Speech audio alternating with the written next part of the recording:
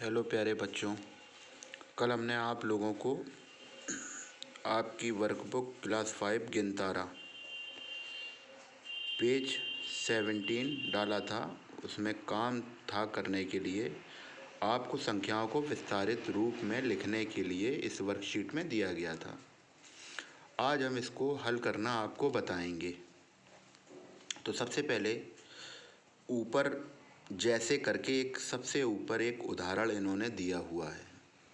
उस उदाहरण में आप पूरी संख्या देखिए, ये कितने अंकों की संख्या है। 1 2 3 4 5 6 7।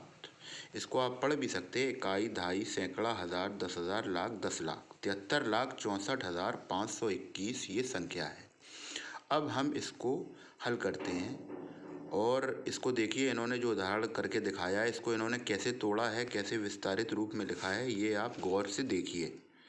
इसका हमने एरो के द्वारा आपको दिखा दिया। इकाई पर जो अंक 1 है वो एक इकाई पर केवल सिंगल रख दिया। दहाई पर 2 है तो दहाई का स्थानीय मान 20 होगा, जो दहाई की जगह पर रख दिया।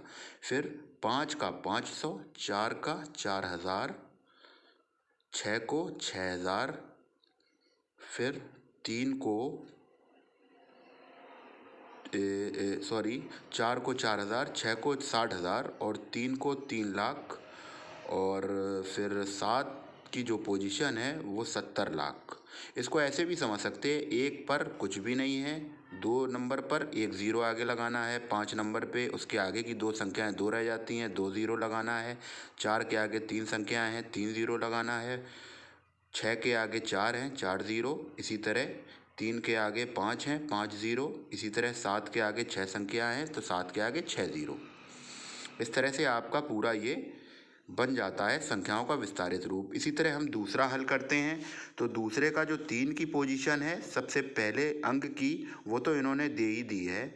उसके बाद अब हम लोग बाएं से चलते हैं। 4 को इकाई है 4 1, इसी तरह 9 90, 100, 2 2,000, 5 50,000, 0 कुछ नहीं, और 4 4 लाख, और बाकी फिर 3 रह गया आपका।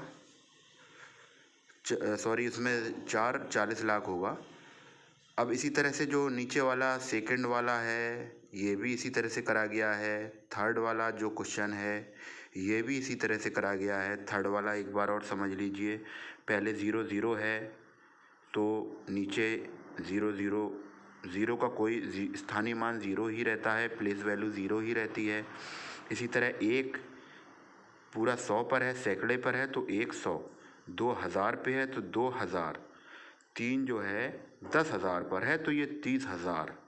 इसी तरह 4 और इसी तरह 7, इसी तरह 9 की वैल्यू हम लिखते हैं और आगे के क्वेश्चन आप आराम से कर लेंगे। ये 2 बाकी रह गए हैं, करके दिखाइएगा। शुक्रिया।